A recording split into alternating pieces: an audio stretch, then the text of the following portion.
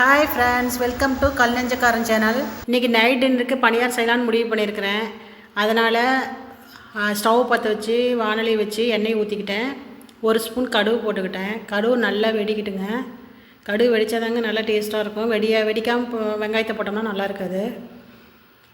அதில் ஒரு ஸ்பூன் கடலப்பருப்பு, ஒரு ஸ்பூன் உளுத்தம்பருப்பு போட்டிருக்கிறேன்.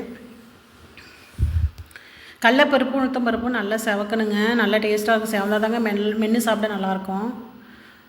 ஒரு 4 பெரிய வெங்காயம், ஒரு 5 பச்சை மிளகாய் கட் பண்ணி வச்சுருக்கேன். அதையும் போட்டுக்கலாம். போட்டு நல்லா வதக்கலாங்க. நல்லா இருக்குங்க. திடீர்னு பணியாரம் சாப்பிடும் போல் தோணுச்சுனால சரி இட்லி மாவு மீதி இருந்தது. சரி அதில் பணியாரம் தாளித்து ஊற்றிடலாம் அப்படின்னு சொல்லிட்டு இப்போ நைட் டின்னருக்கு பண்ணிக்கலாம் நல்லாயிருக்கும் அப்படின்னு சொல்லி பண்ணிகிட்ருக்கிறேன். இப்போ ஒரு அரை ஸ்பூன் உப்பு போட்டுக்கலாங்க. ஏன்னா இட்லி மாவில் உப்பு இருக்கும். நான் இட்லி மாவு தான் யூஸ் பண்ணுறேன். இட்லி மாவில் உப்பு இருக்கும். ஒரு அரை ஸ்பூன் உப்பு போட்டுக்கலாம். இப்போ வெங்காயம் வதக்கும்போது உப்பு போட்டோம்னா நல்லா டேஸ்ட்டாகவும் இருக்கும். ஒரு அரை ஸ்பூன் ஜீரகம் போட்டுக்கலாம். அதிகம் தேவை ஜீரகம் போட்டால் நல்லா ஜீரண சக்திக்கு நல்லாயிருக்கும். போட்டு வதக்கலாங்க. இது ரொம்ப வதங்கணுங்களாம் அவசியம் இல்லைங்க. கண்ணாடி இப்போ தான் அரை வேக்காடு வெந்தால் போதுங்க வெங்காயம். ஏன்னா அடுத்தது நம்ம பணியாரம் ஊற்றும் போது அது வேக தான் போகுது. அரை வேக்காடு வெந்தால் போதுங்க. இது நல்லா வதங்கின பின்னாடி கருவேப்பிலை தலையை கட் பண்ணி போட்டுக்கலாம். அதிலே கட் பண்ணி போட்டால் நல்லாயிருக்குங்க.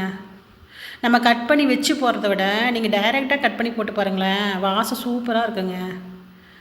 வாசம் நல்லாயிருக்கும், டேஸ்ட்டும் நல்லாயிருக்கும். எல்லா டிஷ்க்கும் நான் அப்படி தான் போடுவேன். நீங்கள் எப்படி போடுவீங்கன்னு சொல்லுங்கள். ஆனால் டைரெக்டாக கட் பண்ணி போடும்போது உள்ள வாசம் உங்களுக்கு வந்து கட் பண்ணி வச்சுருந்து அப்புறம் நீங்கள் போடும்போது வரவே வராதுங்க. அந்த டேஸ்ட்டும் வராது. நீங்கள் எந்த ஒரு டிஷ் செஞ்சாலுமே கட் பண்ணி போடுங்க, சூப்பராக இருக்கும்.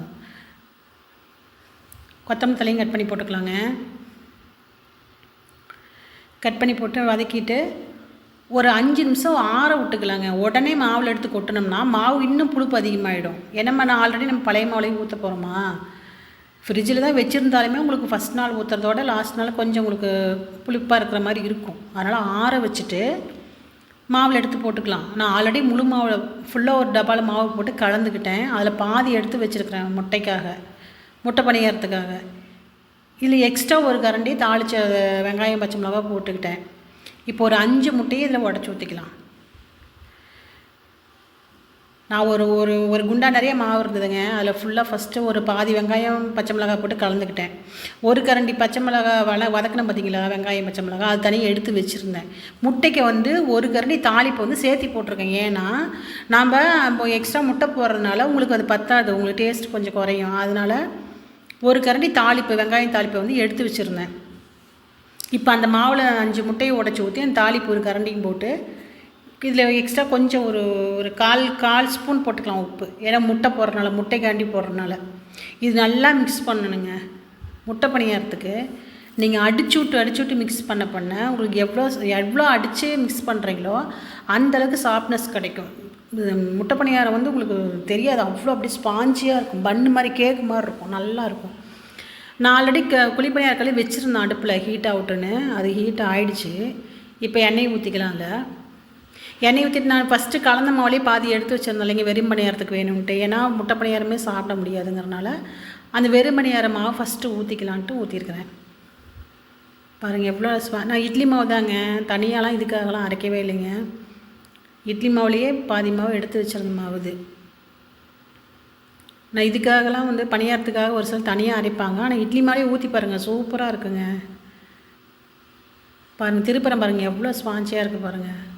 இதில் எக்ஸ்ட்ரா நான் வேறு எதுவுமே கலக்கவே இல்லை. பாருங்கள் எப்படி வந்துருக்கு பாருங்கள், சூப்பராக இருக்குங்க. அதுக்கு தேங்காய் சட்னி சூப்பராக இருக்கும், சாம்பாரும் நல்லாயிருக்கும். அதை விட தேங்காய் சட்னி சூப்பராக இருக்குங்க. 2 பக்கம் திருப்பி விட்டு நல்லா செவந்த பின்னாடி எடுத்துக்கலாங்க. பாருங்கள் இது ரொம்பவும் சமக்க தேவையில்லைங்க. இரும்பு கல்லாக இருந்தால் உங்களுக்கு கலர் இன்னும் டார்க்காக வரும்.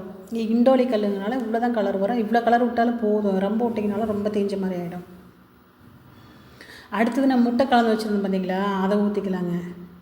இப்போ அதை எடுத்துகிட்டு எண்ணெய் ஊற்றிருக்கிறேன் கல்லில். இப்போ முட்டை பணியாரத்துக்கு ஊற்றிக்கலாம். முட்டை பணியாரத்துக்கு உங்களுக்கு வந்து ஃபுல்லாக ஊற்ற வேண்டாங்க, 3/4 குழி ஊற்றுனீங்கன்னா போதும். ஏன்னா ஃபுல்லாக ஊற்றுனீங்கன்னா மேலே முட்டைங்கிறதுனால பொங்கிட்டு வரும் பாருங்கள், உள்ளார மாவு நின்று போயிடும், வேகாது. அதனால் நீங்கள் அரை குழி இல்லை முக்கால் குழி ஊற்றுக்க, கரெக்டாக இருக்குங்க. முக்கால் குழி ஊற்றினே கரெக்டாக திருப்பி விட்டு பாருங்கள். சூப்பராக செவந்ததுக்கு பாருங்கள், சூப்பராக செவந்துருக்கு. நீங்கள் எப்படி செய்வீங்க, உங்கள் பற்றி நான் இந்த முறையில் செய்கிறேங்க, நீங்கள் உங்கள் வீட்டில் எப்படி செய்வீங்கன்றதை எனக்கு கமெண்ட்டில் சொல்லுங்கள். எப்படி இருந்ததுன்னு சொல்லுங்கள். சூப்பராக இருக்குங்க பாருங்கள், எவ்வளோ ஸ்பாஞ்சியாக இருக்குது பாருங்கள். நீங்கள் எப்படி சொல்லுவீங்கன்னு எனக்கு கமெண்ட்ஸில் சொல்லுங்கள், கட்டாயம் சொல்லுங்கள். எங்கள் சேனலை சப்ஸ்கிரைப் பண்ணுங்கள், லைக் கொடுங்க, ஷேர் பண்ணுங்கள். எப்படி இருக்குன்னு சொல்லுங்கள். பாருங்கள், தேங்காய் சட்னி வச்சுருக்கேன், சூப்பராக இருக்குங்க. தேங்காய் சட்னி வச்சு சாப்பிட்டீங்கன்னா சூப்பராக இருக்குங்க. லைக் போடுங்க, ஷேர் பண்ணுங்கள், சப்ஸ்கிரைப் பண்ணுங்கள். நீங்கள் வீடியோ பார்த்ததுக்கு ரொம்ப தேங்க்ஸ்.